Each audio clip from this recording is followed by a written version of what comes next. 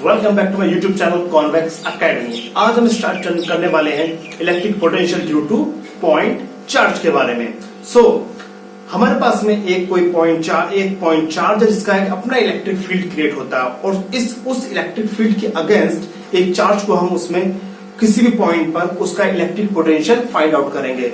जैसे देखते हैं हम लोग, हमारे पास में पॉइंट चार्ज प्लस क्यू है, इसका अपना एक इलेक्ट्रिक फील्ड क्रिएट होगा और उस इलेक्ट्रिक फील्ड में हम एक टेस्ट चार्ज क्यू नॉट रखते हैं। ठीक है, दोनों प्लस होने के कारण इसमें क्या होता है, रिपल्सन फोर्स क्रिएट होता है। रिपल्सन फोर्स क्रिएट होता है तो इसका फोर्स किस डायरेक्शन में होगा, इसके ठीक इलेक्ट्रिक फील्ड की डायरेक्शन के अगेंस्ट होगा।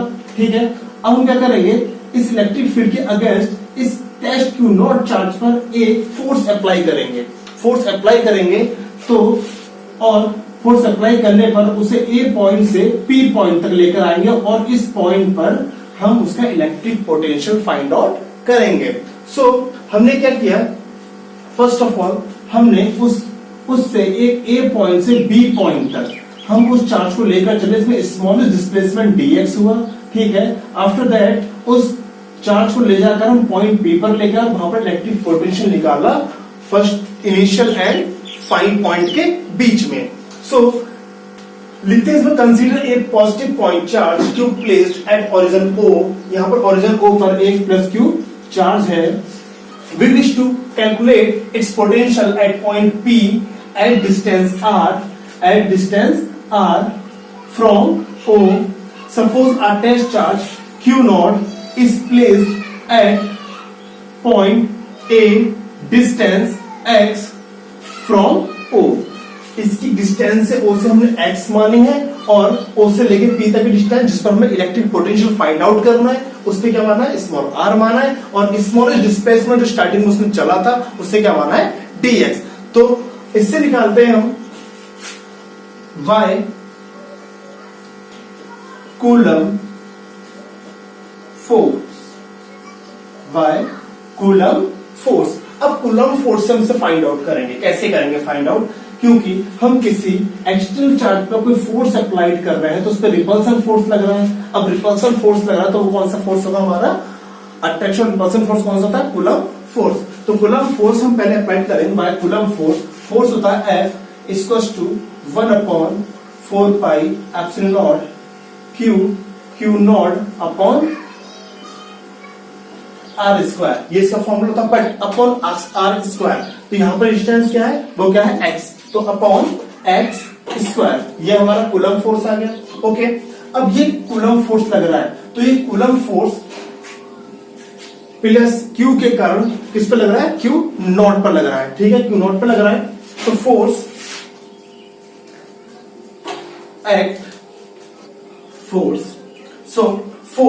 Act away from charge Q। एक फोर्स एक्ट कर रहा है किसमें, फ्रॉम चार्ज Q से। यहां पर फोर्स अप्लाइड हो रहा है किस पर, Q नॉट पर। The small work done moving a test charge Q naught. एक स्मॉल वर्क डन क्या आता है Q नॉट से from A to B through displacement dx against electrostatic force. Electrostatic force के अगेंस्ट एक स्मॉल डिस्प्लेसमेंट होता है कितना, dx।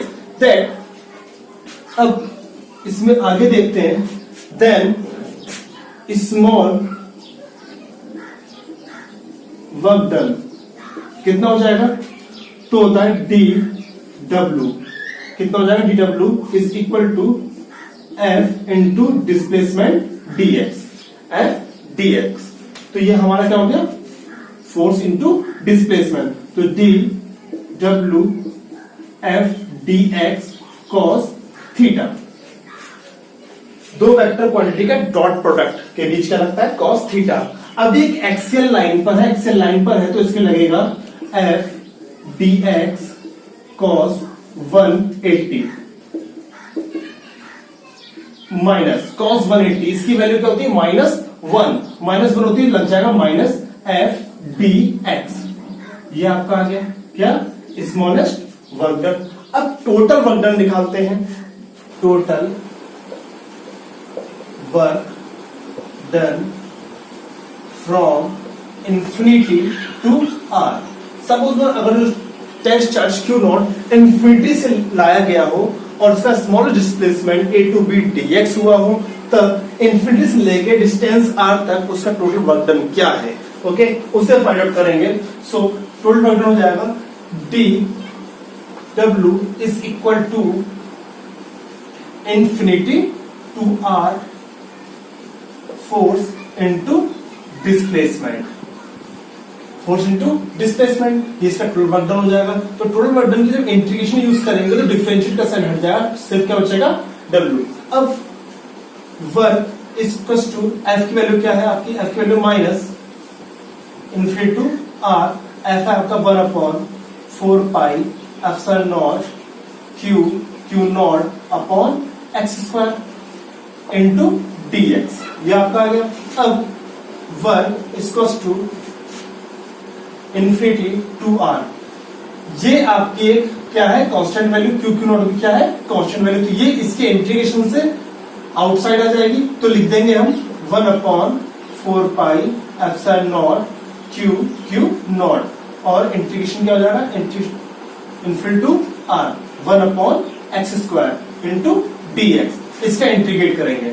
अब work is equal to Q naught upon 4 pi epsilon naught, इसका इंटीग्रेशन जब करेंगे तो x स्क्वायर की पावर ऊपर लेके जाएंगे तो हो जाएगा x square minus 2 infinity to R into dx, work Q naught upon 4 pi epsilon naught, इसका इंटीग्रेशन करेंगे तो इंटीग्रेशन के लिए किसी बेस की पावर जो होती है उसकी पावर 1 ऐड करेंगे और जो भी उसका सम आएगा पावर का उसे अपॉन में लिखेंगे डिनोमिनेटर में उसके, ठीक है।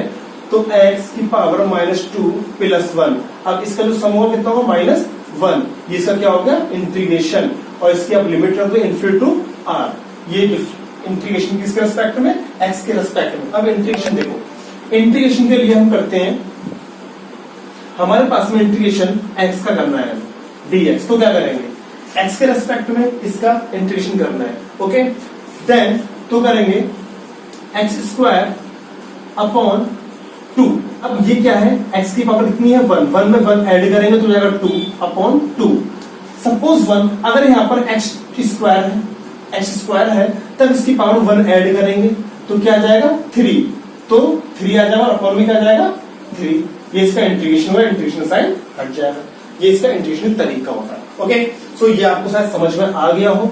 उसके बाद में हमने इसका इंटीग्रेशन किया, ये आया माइनस माइनस क्या हो गया प्लस, तो work equal to Q naught upon 4 pi epsilon naught, ये माइनस माइनस प्लस में आ गया यहाँ पर। अब x की पावर क्या बची, x की पावर माइनस का 1 इन्फिनिटी टू R, x की पावर -1 को लिख सकते हैं 1 upon x।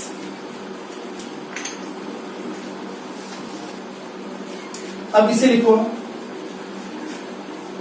Work is equal to Q naught upon 4 pi epsilon naught, इसे 1 अपॉन x लिखेंगे, 1 अपॉन x, और इसकी लिमिट क्या है इन्फिनिटी टू R, लिमिट क्या है इन्फिनिटी टू R।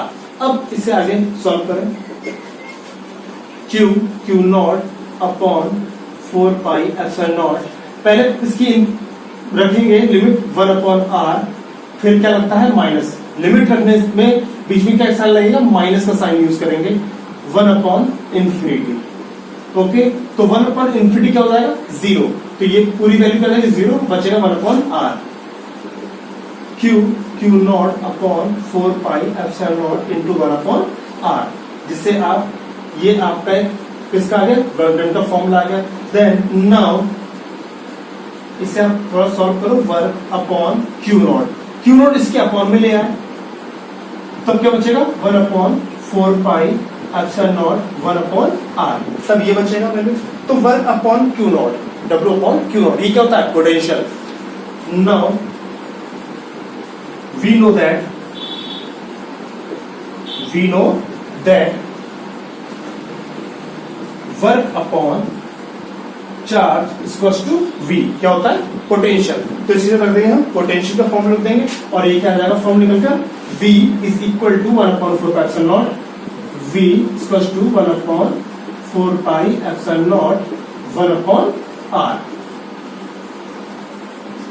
ये आपका फॉर्मूला आ गया, ठीक है 1 अपॉन R। Q बचना है इसमें, Q आप यहां पर लिख देंगे 1 की जगह Q अपॉन R और ये भी आ जाएगा Q अपॉन R। ओके, सो V जो डिपेंड करता है वो इनवर्सली प्रोपोर्शनल टू R के होता है। वो किसके क्या होता है? V होता है प्रोपोर्शनल टू R, ठीक है, इसके प्रोपोर्शनल होता है। अब यहां पर ये चार्ज प्लस Q के कारण है, ड्यू टू प्लस Q है। अगर due to charge minus Q का अगर पोटेंशियल फाइंड आउट करना हो तब फॉर्मूला लिख लेगा इसका V is equal to 1 upon 4 pi epsilon naught minus Q upon R. Plus की जगह माइनस क्यू का यूज करेंगे। ये आपका पोटेंशियल का फॉर्मूला सॉल्व हो गया। फर्स्ट ऑफ ऑल हम लोगों ने वर्क निकाला, स्मॉलेस्ट वर्क डन निकाला, उसके बाद में उसे इंटीग्रेट किया। इंटीग्रेट करने के बाद में हमने वैल्यू किसकी पुट की, पोटेंशियल में वैल्यू किसकी पुट करी और उसका V का फॉर्मूला फाइंड आउट कर लिया। अब आगे देखते हैं इसका, हम जो इलेक्ट्रिक फील्ड का जो फॉर्मूला निकालता है, E स्क्वायर टू प्रोपोर्शनल होता है, किसको होता है 1 अपॉन आर स्क्वायर के प्रोपोर्शनल होता है, और ये प्रोपोर्शनल 1 अपॉन आर के। तो इन दोनों को रिलेशन निकालते हैं और ग्राफिक्स मतलब ग्राफिकली ग्राफ बनाते हैं, हम लोग से ग्राफिकली शो करते हैं। सो हम बात कर रहे हैं E एंड B के बीच की। E प्रोपोर्शनल होता है 1 अपॉन आर स्क्वायर के, V प्रोपोर्शनल होता है 1 अपॉन आर के। अगर R की वैल्यू 1 रखते हैं तब R की वैल्यू E की जगह भी हम 1 रखते हैं, मतलब R की वैल्यू 1 पुट करने पर E की वैल्यू और V की वैल्यू क्या आती है, इक्वल आ जाती है। कब आ जाती है? जब when R इक्वल्स टू 1। अब बात करते हैं R इक्वल्स टू 2।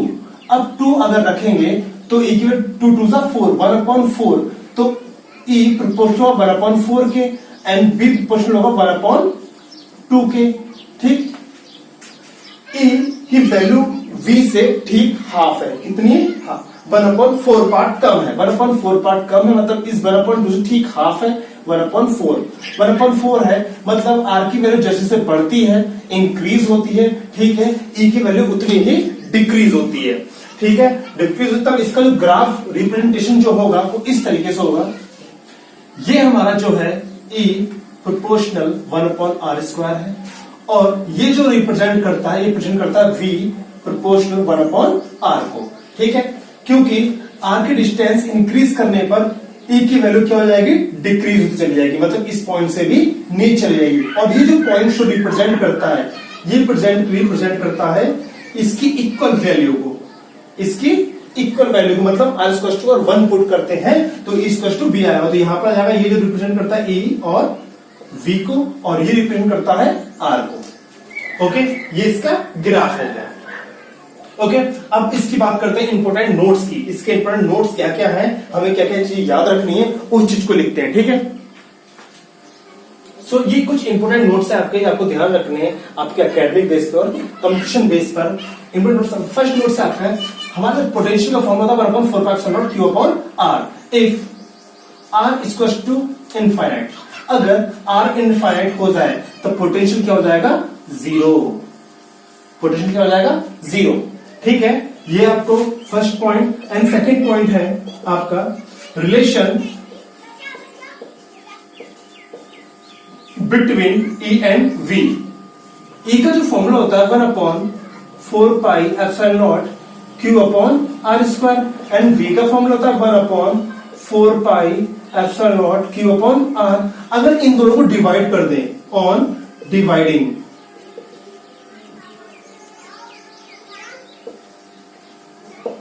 ठीक है, अगर इन दोनों को डिवाइड कर दें तो डिवाइड करने पर E upon V equal to ये से कैंसिल हो जाएगा, ठीक है। यहां क्या बचेगा, यहां बचेगा 1 अपॉन R। इन दोनों को डिवाइड करते हो तो R से R कैंसिल, Q से Q कैंसिल, लेकिन यहां पर एक R बचेगा, 1 अपॉन R में आ जाएगा, ठीक है। इससे आप रिलेशन निकाल लो, E upon V equal to क्या बचा है, 1 अपॉन R। अगर ये बचा है तो यहां पर आप लिख सकते हो V equal to E into R। ये पोटेंशियल का रिलेशन आ गया, equal to E into R। अब ये सेकेंड पॉइंट है। इसका थर्ड नोट्स देखो, थर्ड नोट्स में क्या है, हमारे पास में एक प्लस Q चार्ज है और यहां पर प्लस Q नॉट चार्ज है। प्लस प्लस के कारण ये क्या होगा, रिपल्सिव फोर्स लगेगा, रिपल्सन फोर्स लगेगा, तब यहां पर ये सपोज V1 और ये V1 और V2। अब इस पर एक हम अप्लाइड फोर्स लगाते हैं, ठीक है, एक्सटर्नल फोर्स अप्लाई करते हैं। क्यों? क्योंकि हमें इलेक्ट्रिक फील्ड के अगेंस्ट लगाना है। तो V1 से V2 तक जाते हैं, तो V2 का पोटेंशियल क्या होता है, हाई होता है, और इसका लो होता है, क्योंकि हम इस पे एक्सटर्नल फोर्स अप्लाई करते हैं, एक्स्ट्रा फोर्स अप्लाई करते हैं। तो यहां पर V2 ग्रेटर देन होता है B1 के, V2 ग्रेटर देन हो गया B1 के, इसका पोटेंशियल हाई हो गया। अब बात करें अगर सेकंड कंडीशन में यहां पर -q चार्ज हो और ये +q टेस्ट चार्ज हो। अब -q charge plus test charge, minus plus से अट्रैक्ट होता है, तो अगर इस डिस्टेंस से B1 से B2 तक जाता है, या ऐसा मान लो 3 से 4 की तरफ जाता है, ठीक है, ये माइनस है, स्टार्टिंग में V3 की वैल्यू 100 हो गई, और B4 की वैल्यू क्या हो गई, -120 हो गई, ठीक है। तब आप देखो -120 और ये -100 है, तो ये वैल्यूज के अकॉर्डिंग यहां से जब मूव करेगा यहां तक चार्ज, तो इसके अकॉर्डिंग -100 क्या हो गया, इंक्रीज, मतलब बड़ी वैल्यू है, तब क्या होगा, V3 ग्रेटर देन होगा B4 के, B3 ग्रेटर देन होगा B4 के। इसलिए जो चार्ज एक्सटर्नल फोर्स करता है वो higher potential to lower potential की तरफ करता है, ये आपको याद रखना होगा, ठीक है। Charge experience the force from higher potential to lower potential. अब हमारे पास में कुछ मल्टीपल चार्जेस है, और मल्टीपल चार्जेस के कारण किसी एक पॉइंट पर हमें पोटेंशियल कैसे फाइंड आउट करेंगे, इसे सॉल्व करते हैं। ओके, सो हमारे पास में एक पॉइंट P है, इसकी R1 डिस्टेंस पर एक charge Q1 and second charge -Q2 and third charge -Q3। इसकी डिस्टेंस P तक है R2 और इसकी डिस्टेंस है R3। ऐसे मल्टीपल चार्जेस हैं, तो उसका हमें total net potential find out करना है पॉइंट P पर। तब निकालो पोटेंशियल,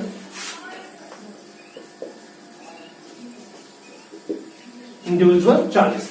सो देखो, potential at a point P point of potential due to multiple charges like Q1, Q2, Q3 Qn is algebraic sum of potential due to individual charges। इनका algebraic sum के equal होता है। Okay, सो आप लिख सकते हो V1 is equal to 1/4πε0 Q1 upon R1। इन दोनों points के बीच में Q1 upon R1। अब इन दोनों पॉइंट्स के बीच में V2 equals to 1/4πε0 -Q1 upon R2, Q2 upon R2, V3 1/4πε0 -Q3 upon R3। ऐसे आप चाहो तो n पॉइंट्स से निकाल सकते हो, उसके जनरल फॉर्म भी फाइंड आउट कर सकते हो। देन आप टोटल पोटेंशियल कितना हो जाएगा, V equals to V1 plus V2 plus V3। तो V इक्वल्स टू 1/4πε0। इन तीनों में कॉमन क्या जाएगा, 1/4πε0, और अंदर क्या जाएगा, Q1 upon R1 minus Q2 upon R2 minus Q3 upon R3। ऐसी वैल्यूज अगर n टर्म्स तक है तो आप n टर्म्स भी लिख सकते हो, -Qn upon Rn। ये n टर्म्स तक हो गई, लेकिन हमने फाइंड आउट किया है 3 ओनली, तो 3 के निकालना तो आप यहीं तक से आप फिनिश कर सकते हो, और ये आपका एक फॉर्मूला बनकर आ जाएगा। ठीक है, ये बहुत सारे मल्टीपल आपको चार्जेस गिवन हो तो आप एक पोटेंशियल फाइंड आउट कर सकते हो। ओके, सो आज का लेक्चर हम यहीं फिनिश करते हैं। ठीक है, आज हमने electric potential due to point charge के बारे में पढ़ा, और मल्टीपल जब चार्जेस हो तो उसका सम किस तरीके से करेंगे हमने उसके बारे में पढ़ा। ओके, सो नेक्स्ट लेक्चर मिलते हैं हम लोग। Good bye and take care.